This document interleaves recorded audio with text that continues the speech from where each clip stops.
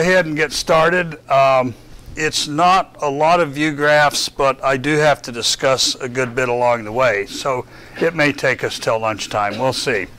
Anyway, what I'm going to talk about today is model data closure. Now, there's a lot of different kinds of closure, as Emmanuel mentioned. You can have instrument closure, where you take different kinds of instruments, see if they both give the same answer. You can have model closure, where you have different models like Monte Carlo and Hydrolite and so on, and see if they give the same answer. And incidentally, that's all been done in massive model comparison studies with Hydrolite and half a dozen other models, and we all give the same answer for the same input. And so if Hydrolite is wrong, then so is Howard Gordon's model and George Kadawar's model, and we're all wrong in exactly the same way. Anyway, today I'm going to talk about Hydrolite model data closure to see if Hydrolite's giving you the same answer as something you measure in the ocean. And I'll show you two examples.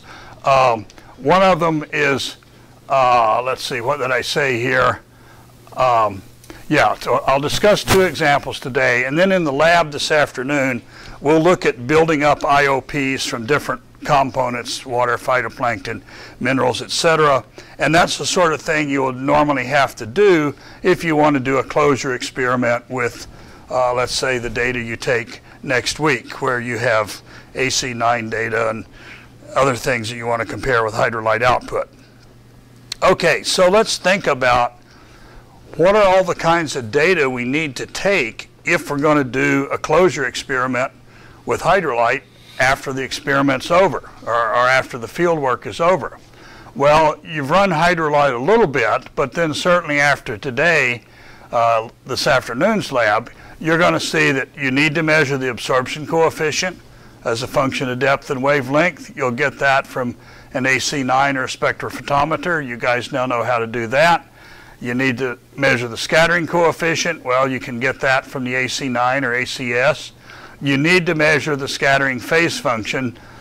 That's almost never done, but maybe we can use something like the backscatter fraction, BB over B, as a proxy for, or a way to parameterize phase functions, and maybe we'll do okay. And we'll see how that works in just a minute.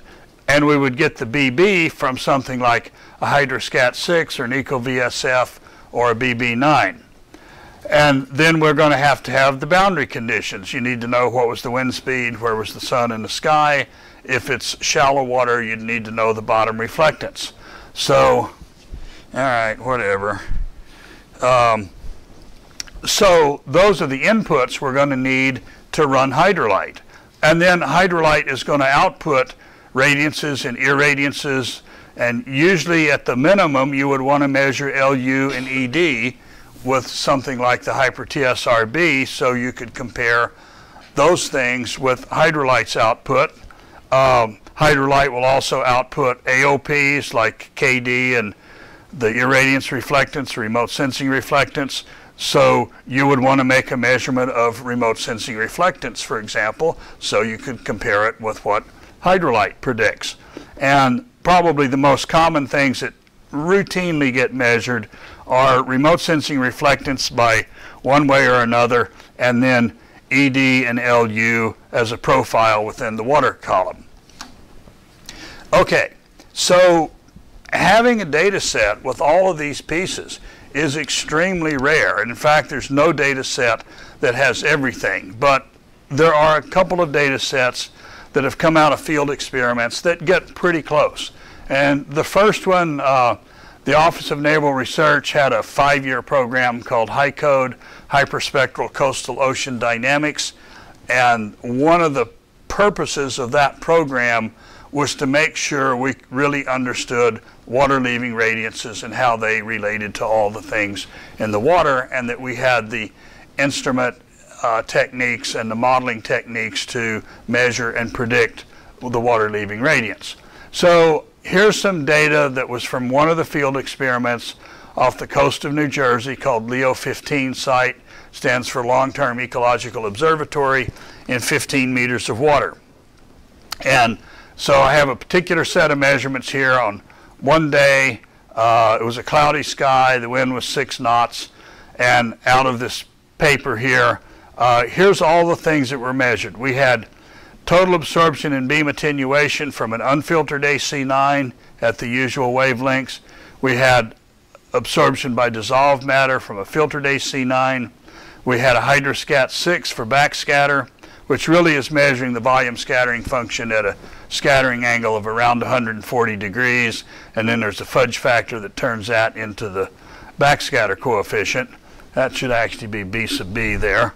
Then there's also on this experiment, there was an eco-VSF, which measures the volume scattering function at 3 different angles and fits a curve through it and integrates that and gets the backscatter fraction.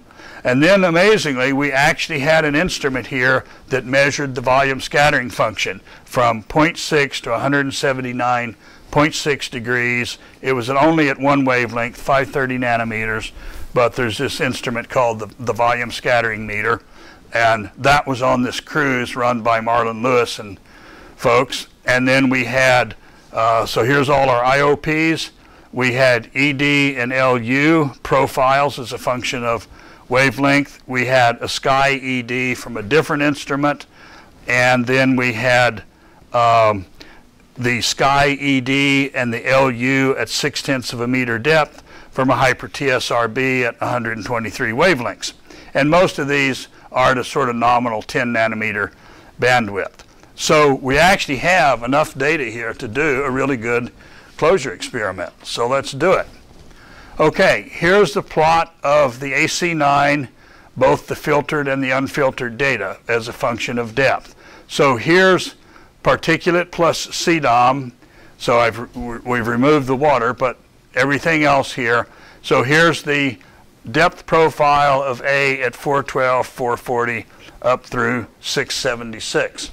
And then here's just the filtered AC9. So here's the CDOM absorption, and then here's the particle part of the absorption. So this plus this equals this value. Here's the particulate scattering. So you can see most of these things up near the surface, it's high absorption, and down around 7 meters or so it starts decreasing. Here's the absorption. Once again, constant near the surface and then starts decreasing at 6 or 7 meters and comes down to here. Here is the total beam attenuation, and then also the chlorophyll profile. So notice chlorophyll is rather constant down to 7 meters at about 7 milligrams per cubic meter, decreases to about 2 at about 17 meters. So quite a remarkable chlorophyll profile there. And finally, here's the backscattering by particles. Notice it's a bit different. You know, here's, for example, total scattering. It's sort of constant at the surface, then a very big break around 7 meters, and then down here.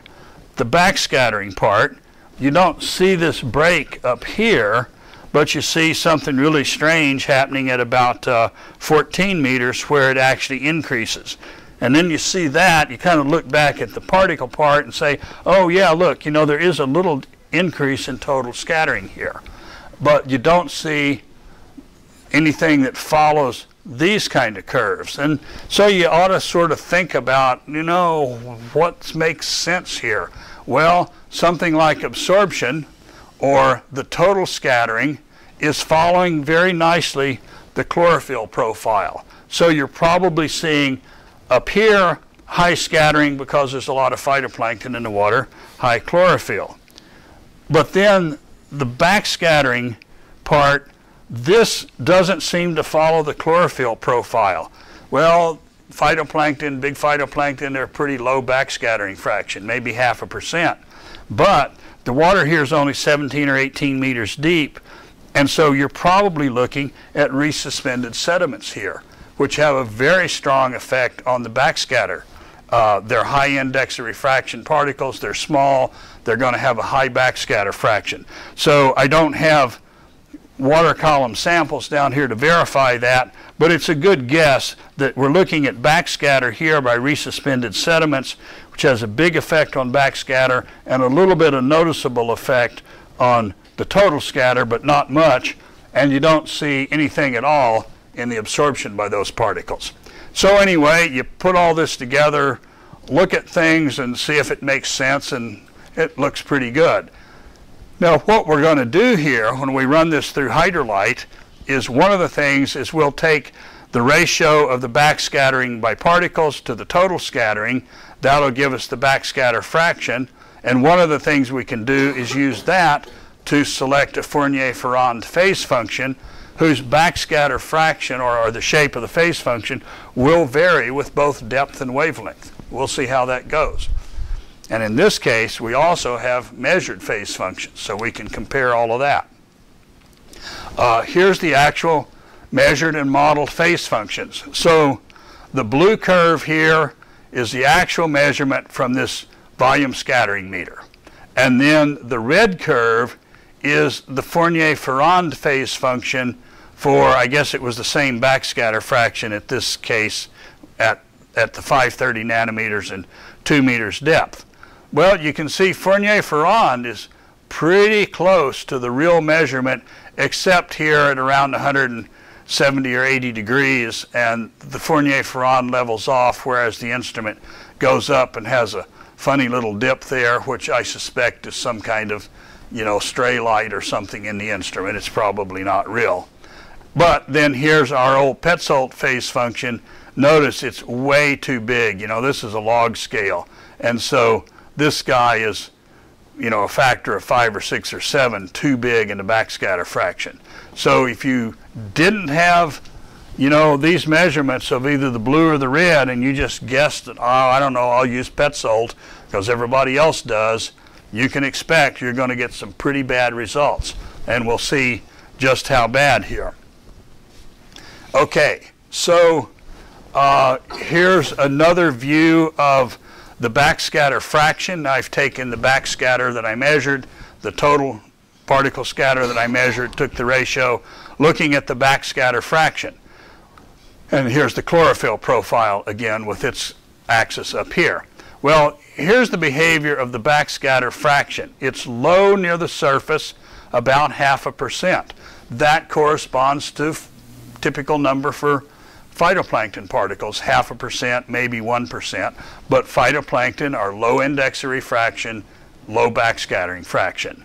On the other hand, as they get near the bottom, the backscatter fraction goes up to about 1.5%. It's 3 times the surface. Well, having 1.5% or something even bigger is what you might expect if there really are resuspended sediments down here that are small, high index of refraction particles. And I see a corresponding shape of the backscatter fraction. The Petzold scattering phase function has a backscatter fraction of 1.8%. It's bigger than any of these and way bigger than what we see for reality up there.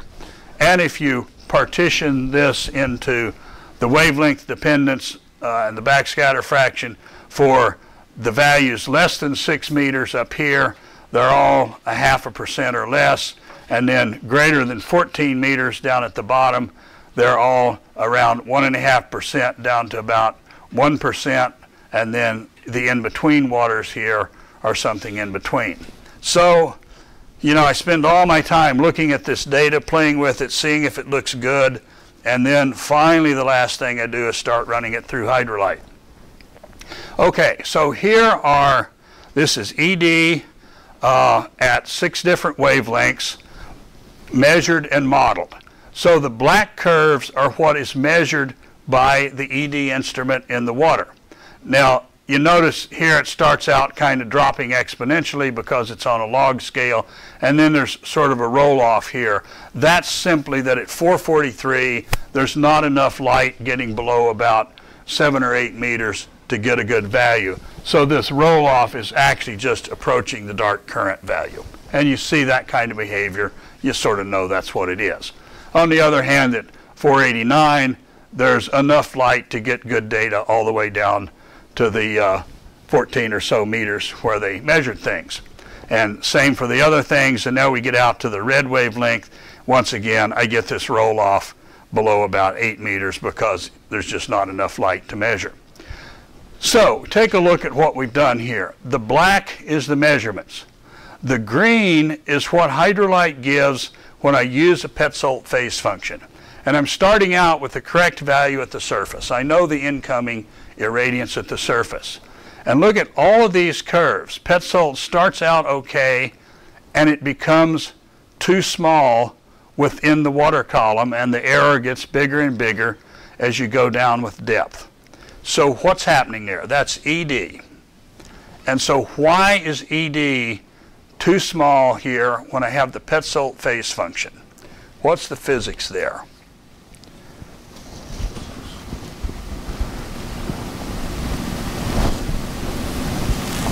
This will be on your final exam. So what's the backscatter fraction for the Petzold phase function? Go back here. It's 1.8%. Petzold has too much backscatter. So why does that make ED too small? Well, yeah, I heard the magic word there. Basically, ED is measuring how much light gets down into the oceans, you know, from all directions here. If there's too much backscattering, a lot of this light, or too much of it, is being backscattered upward into other directions. So because Petzold has too much backscatter, we're not getting enough light that just keeps going straight down, which makes ED too small as you go further down into the water. So if there's too much backscattering, it makes ED too small in the water. What would you expect the LU curves to look like as you go down in the water? LU is going to be too big if that's what's really going on. So in a minute we'll take a look at LU, but before we do that, the red curve is the Fournier-Ferrand phase function determined from the measured backscatter fraction. And remember, that's now a function of both depth and wavelength. So I have a phase function that depends on depth and wavelength. Life is good. When I use that Fournier-Ferrand guy, that's the red curve. Notice I get really good agreement, or pretty darn good, with the black measured curve. And it's certainly way better than Petzold by almost an order of magnitude sometimes. And then the blue curve is that I ran hydrolyte with the actual measured phase function, even though it was only measured at 530, but I used the same one at all wavelengths. And you'll notice in most cases, the blue curve is either right on top of the black curve, or it's at least a little bit closer to the black curve than the Fournier-Ferrand. So as I go from Petzold, bad results, Fournier-Ferrand, pretty good results, the actual measured phase function, even better results. And that's what you hope for if life is really good. Now if we take a look at the LUs, once again, now we have measured values. Well, LUs are harder to measure because there's not as much light coming up. It's being seen by a much smaller solid angle, and so you see this instrument roll off much more prominently than you do for ED, but there's still a couple of wavelengths here where you get pretty good data all the way to the bottom. Well, you look at the LU curves now from Petzold, just as we suspected, it's too big because the light that was lost from ED by too much backscattering is being added to LU by the Petzold phase function. So it's too big on LU and too small on ED. But then when I run the Fournier-Ferrand guy, it does just pretty darn good until the instrument roll-off sits in. And then if I do the calculations using the measured phase function, once again, it's right on top of the black curve or very close to it, as long as there's enough light for the instrument to make a measurement. So here we see that either the Fournier-Ferrand is pretty good, the measured one may be just a little bit better, but sometimes almost indistinguishable. Yeah? How do you decide whether it's the light being extinguished that's causing measured curves drop off versus it actually happened? If there was something going on, like different IOPs or something, I would expect to see the effect at all the wavelengths. But here, where if you go back, the total absorption when you add in water is much greater at 443 than it is at, say, 555. So it kind of makes sense. And then when I get out to the red wavelength, the water absorption is getting added in, and there's just not enough light. But here, where the water is the clearest, at the sort of blue to green wavelengths, I seem to be getting good data all the way around.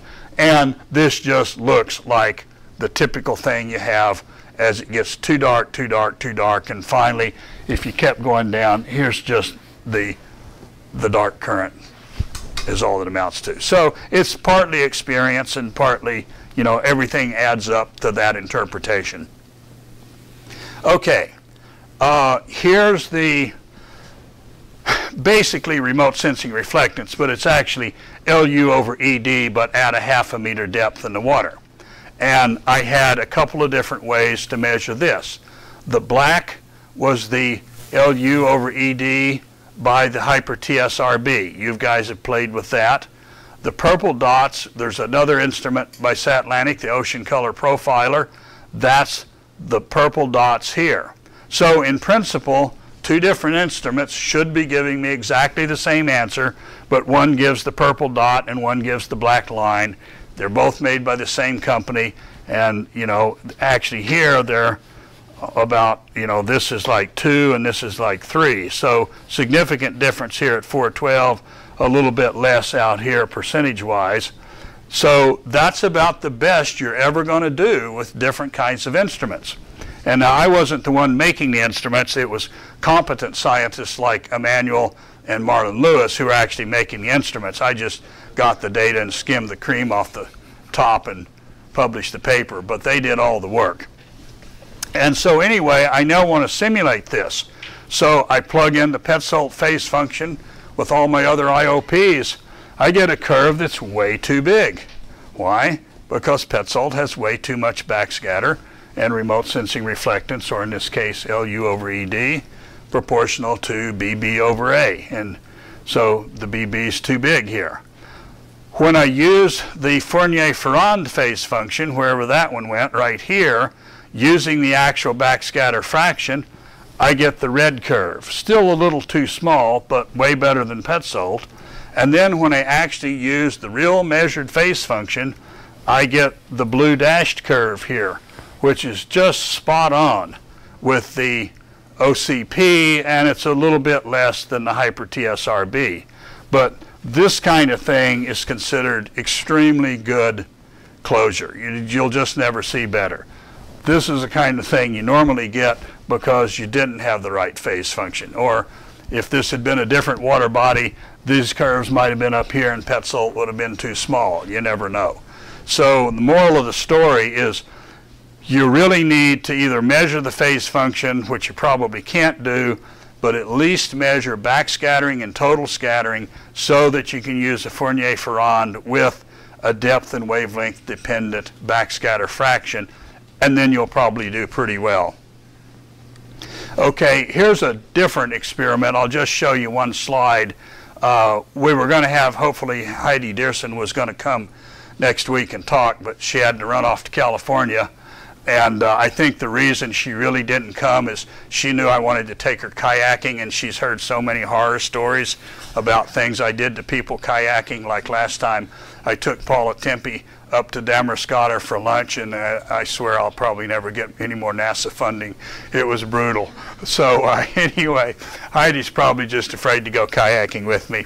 Anyway, so she has here a HyperPro, an analytical spectral devices instrument, and a Hyper TSRB. So the blue, the purple, and the yellow here is to measure remote sensing reflectance. So 3 different instruments. There's the spread on those instruments as measured by a highly competent scientist. And then she did 2 different hydrolyte simulations. She had an AC9, but she didn't have any phase function data. So she made an educated guess on the phase function, did 2 different hydrolyte runs, and there's the teal and the magenta colors. and they're in pretty good agreement with the measured RRSs. But once again, of course, the two hydrolyte runs differ because it's two different phase functions. The instruments differ because it's three different instruments with slightly different techniques. And on the other hand, they're all about the same. And anytime you can get closure like this, stop and publish the paper, because this is as good as you'll ever do. You know, don't push your luck by saying, let's do one more thing, and then it turns out to be down here. So you know you're you know, quit while you're ahead. Okay, one other experiment. Now, there was a woman, Maria Giorgio, who took this class, I don't know, 12 years ago or something like that. When? Okay, 2001, 14 years ago. So she learned how to use an AC9 and various other things in the class, and then she went out and she spent 2 or 3 years really mastering these instruments and doing this big experiment in Chesapeake Bay where they measured basically everything. And her PhD work was then a closure experiment using these Chesapeake Bay measurements. So Maria and then another half a dozen people here, all of whom are big names. So all I can say is read this paper. It's the best paper ever published on all the stuff you have to do with your instruments to calibrate them and reduce the data and run them through hydrolyte and so on. And it's still today, I've never seen a better paper. And this is in your papers directory there, so that's it, Giorgio et al., 2006. If you're going to go to sea and make measurements, read this paper about 10 times before you go. And then call her and ask her to come on the cruise with you so that it gets done right. But from her paper, here's some comparisons. This is the water-leaving radiance in her units. The model is hydrolyte, and the little circles here are the data. And these are different stations in Chesapeake Bay. There's 16 of them, it looks like. And every one of those stations, she's getting basically perfect agreement between hydrolyte and her measured RRS. So you just can't do any better than that. And then she's got other figures that here's measurements of LU and ED in the water, measured as hydrolyte. The open circles, it says A715 equals 0. So she did the AC9 scattering correction by assuming that the chlorophyll phytoplankton part was 0 at 17, and then she did a different scattering correction where she did not assume that the absorption at 715 was 0. At some wavelengths, those are almost the same. At other wavelengths, you see a significant difference here, given that this is a log scale. And notice the one where she did the more sophisticated scattering correction, the black dots, agrees with her measure, or with the hydrolyte simulations a little better. Let's see. Oh, sorry. The black line is measured, not hydrolyte. The dot, I think I said it backwards. The black line is the measured LU and ED. The dots are simulated with hydrolyte, but with two different versions of the AC9 file used as input. One where the scattering correction was assuming A715 is 0, and one was not. So the dots are the hydrolyte values. The solid line is the measured. And you can see once again, at most wavelengths, there's somewhere between near perfect agreement and almost perfect when you do the more sophisticated scattering correction. Here's a curve here where she's got the diamonds here. It says LW data. So there's her measured water-leaving radiance. Then she's got a curve that says LW Petzold. That's this curve up here. Well, it looks like Petzold had too much backscattering for this particular station. So she got too big of an LW value. Then there's one where it says LW, where I'm going to use the backscatter fraction as constant, and she dug that up from looking at the BB over B data. And so that's these guys, and I think she says here BB over B was 1.5%, which was the filled circles. That's the little black dots here. And then she did, notice it's a little closer, pet salts 1.8%, 1.5%. Then she did a run where she used the Fournier-Ferrand using the ECO-VSF to get the backscatter fraction and the AC9 to get the, to get the backscatter, AC9 to get total scatter, used the backscatter fraction, gave that to hydrolyte, let it pick the Fournier-Ferrand, and it's still closer yet to the measured values. So here's a nice example of doing better and better and better on modeling your phase function and getting eventually very good agreement between measurements and hydrolyte. Okay, so you get the idea. You do the best you can with whatever you have for instruments, but keep in mind that what you don't measure may have a big effect on how good agreement you get with hydrolyte versus what you measured. If you didn't measure the VSF, can you get the backscattering fraction from measuring BB over B? You can do a pretty good job with that. If you can't agreement between, say, ED and LU individually, can you get good agreement with their ratio? Well, you know, each of these is a radiometric variable, and calibration factors come in there, and you know, you're dealing with the real numbers, but maybe if both things are off, maybe their ratio will be in good agreement, and you can learn something from that.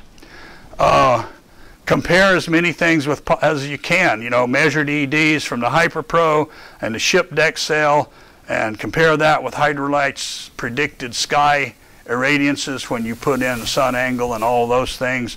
See how those compare. And don't worry about the disagreements. You know, it's not, they're not a disaster. They're actually the place where you may learn the most. When things don't agree, then you say, oh, well, why not? Oh, well, gee, I bet it was this thing going on. And then you have some other measurement about, oh, yeah, now I think that's right. So, you know, that's just the way science is. You'll never do better than these papers probably. And anyway, then in the class, when you get some field data next week, and you've got a bunch of these things, you'll have AC9, you'll have backscatter, you'll have RRS, you won't have a phase function. Plug all this stuff into hydrolyte and start playing around with it for the next couple of weeks and just see what comes out. Okay, so my guess is that most of you have this idea of what China's like. So it's going to be something like it's crowded, there's a lot of Chinese people live there, they all eat rice, it's really polluted, and you know, it's rice paddies everywhere. Well, there's parts of China where that's true, but there's a lot of other parts of China where there aren't even any Chinese people, it's not crowded, it's beautiful country, it's clear skies, nobody eats rice. In fact, China grows more wheat than they do rice now, if you know, per ton, however you want to measure it. Yeah, the southern part of China is very hot and humid and wet, and you grow rice down there.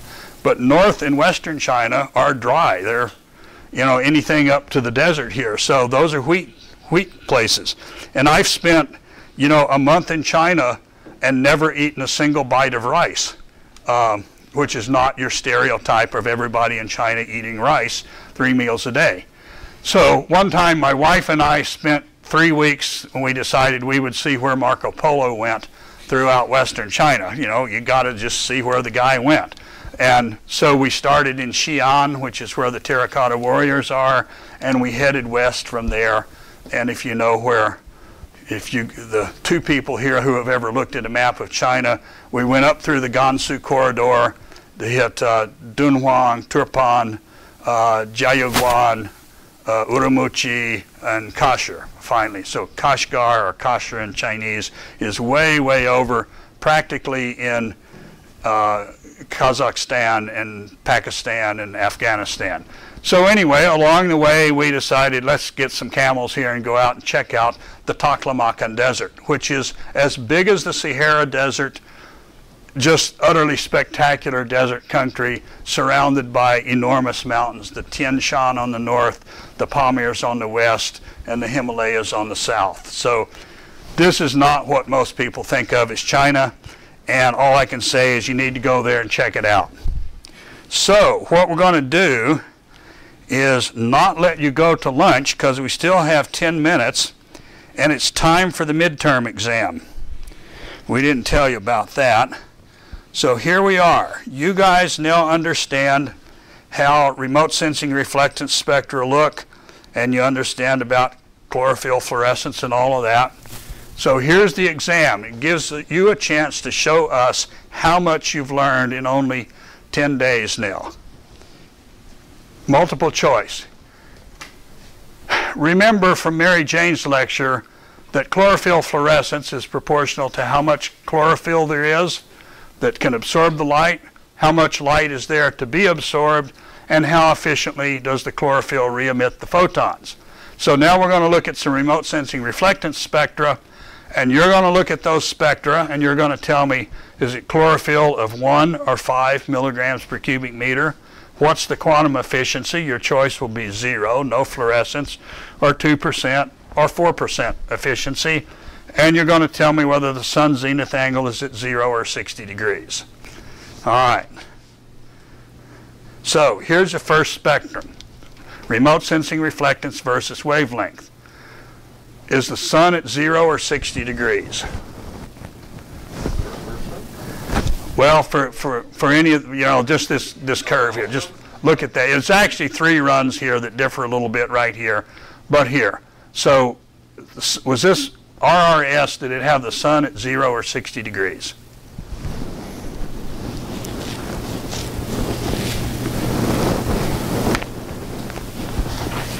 So I hope nobody ruptures a lung yelling out the answer.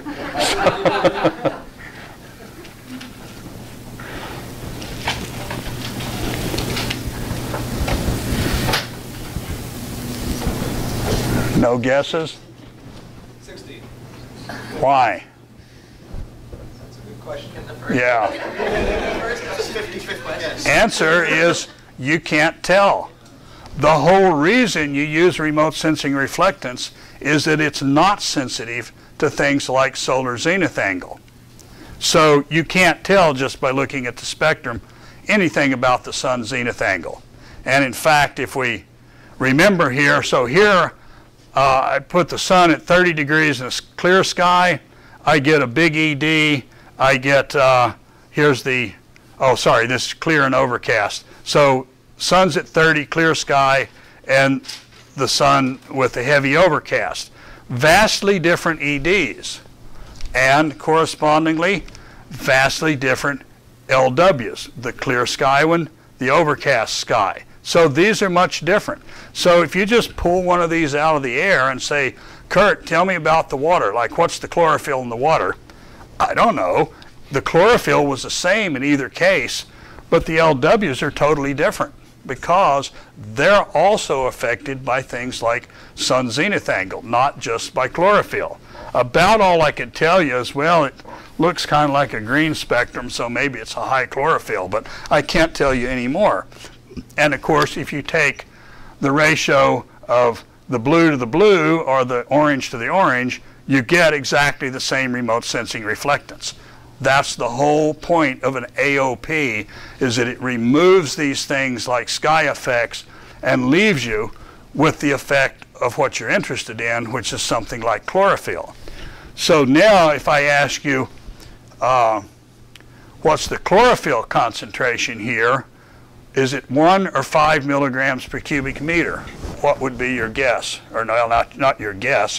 What's your answer of which you thoroughly understand? The no guessing allowed. Louder? Well, the runs they do have different quantum efficiencies, but that's only right here. So we'll worry about that bump in a minute. But just looking at this part of the curve, low chlorophyll or high? Low? Why? RRS is higher. Yeah, it's a very blue spectrum. It's highest here in the blue.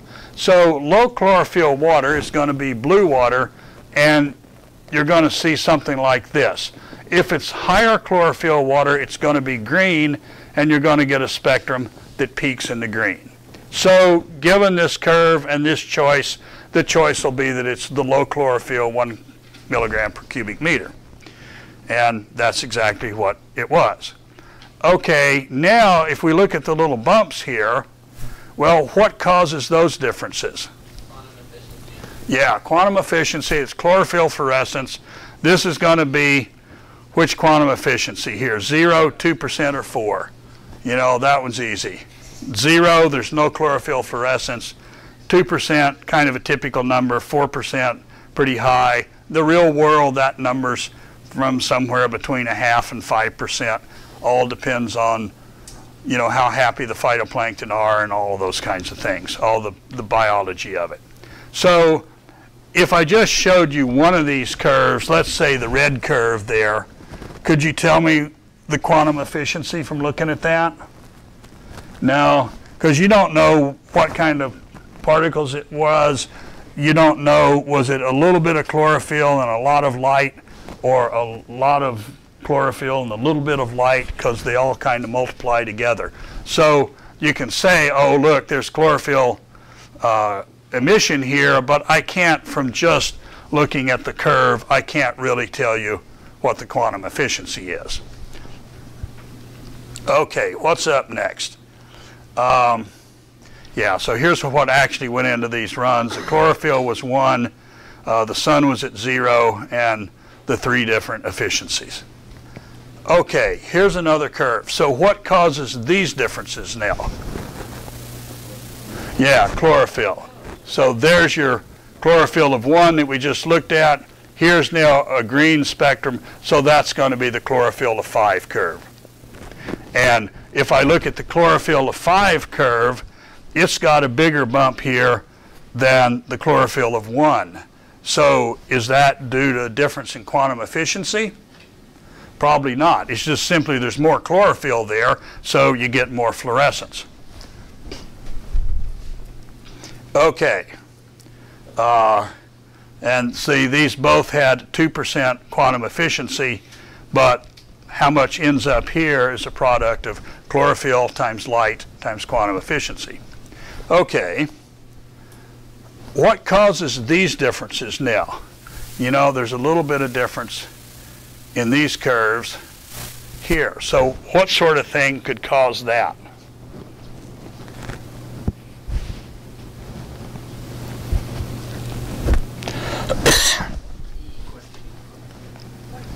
Louder.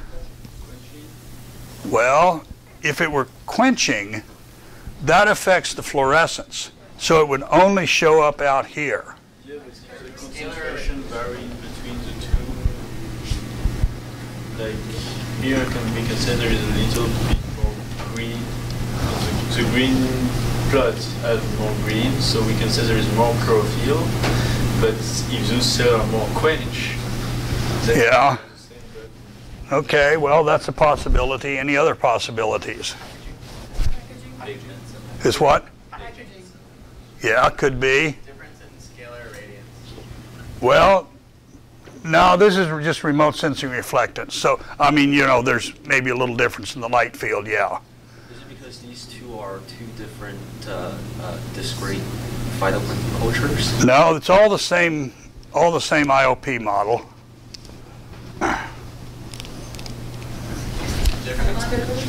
Different amount of chlorophyll. Wait, No, same chlorophyll, same IOPs. It's our chlorophyll of 1. No. So it's getting close to lunch. I'll give you the answer.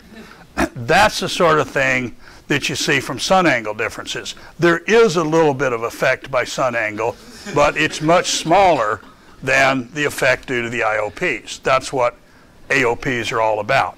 So here we're actually seeing the two sun angles, which were, what was it, sun at 0 and sun at 60. That's a big difference in sun angle, but not much difference in the actual remote sensing reflectance spectrum. And of course, those effects are over all wavelengths, and you notice here, one of them's a little bigger, and here it's a little smaller. And that's a combination of the fact that the different sun angles are sampling different parts of the phase function. And then the relative amounts of absorption and scattering are different at different wavelengths, so it's some complicated combination of effects there. So those little effects are sun angle. And you know, here there's a little bit of difference in the chlorophyll fluorescence peak here, but not much. Okay, what causes these differences?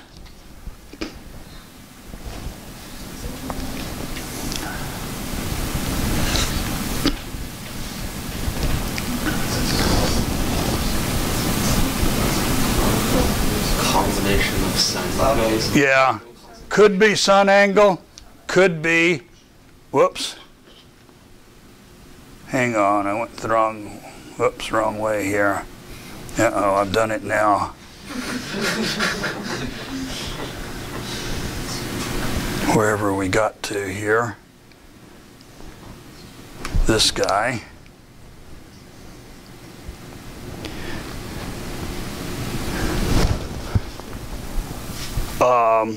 One of them was sun at 0, one was sun at 60, and then let's see. Yeah, I guess, yeah, oh yeah, so the point I was making here was that the sun angle effect is a little bigger in these curves because it's a higher chlorophyll case, so the scattering is more important, and the sun angle, the BRDF effect, which is what you're looking at, part of it here, it's bigger for the high chlorophyll case than it was for, than it was for the low chlorophyll case. So here the sun angle is sort of visually less, and here it's bigger.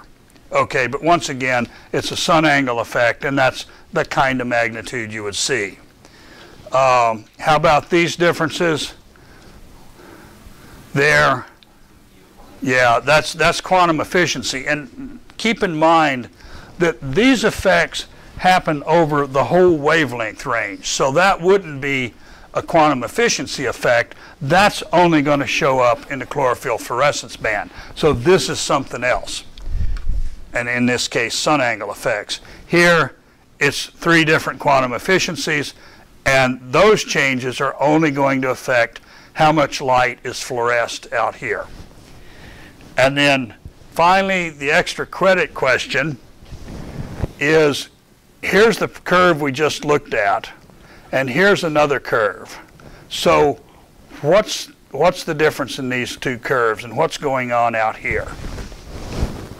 Is what? Well, they're different model runs, but they both had a chlorophyll of 5, as I recall. They have 4% quantum efficiency, and the sun was at 0. But this is the part to look at. It looks a little peculiar. So the red curve is chlorophyll fluorescence. Is this chlorophyll fluorescence also? What is it?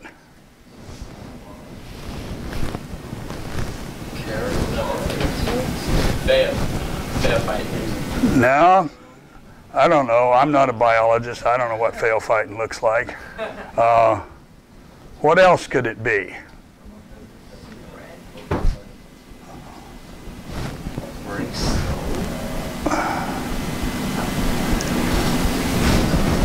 Okay.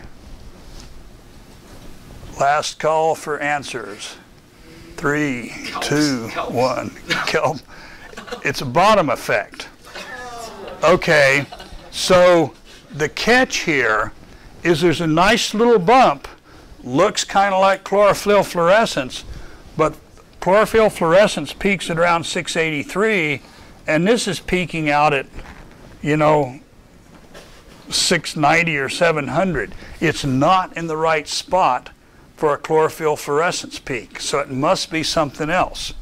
So what is it? Well, in this run, I had the chlorophyll of 5, no fluorescence. I had a seagrass bottom at 2 meters.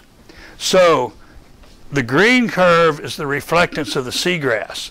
And notice it's sort of low. It's like, you know, 5 to 10% back here.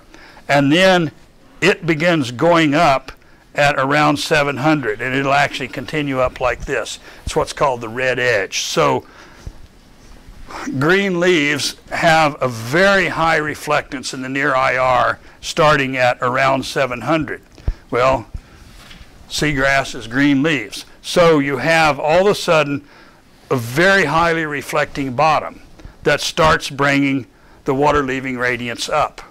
But then the water absorption also starts climbing really, really fast when you get out to past 700. So here we start climbing because of the increase in chlorophyll, but then very quickly the water absorption becomes so huge that you can't see the bottom anymore, and so the water leaving radiance decreases. I get a lot of questions like this about, well, I did whatever in hydrolite and I'm getting this, I'm simulating my coral reef and, I get this weird fluorescence peak and I don't understand it. Well, it's not fluorescence. You're seeing the bottom and then you're no longer seeing the bottom because of pure water. Okay, that's it. You all passed midterm exam. Time for lunch. And let's meet back here at 1:30.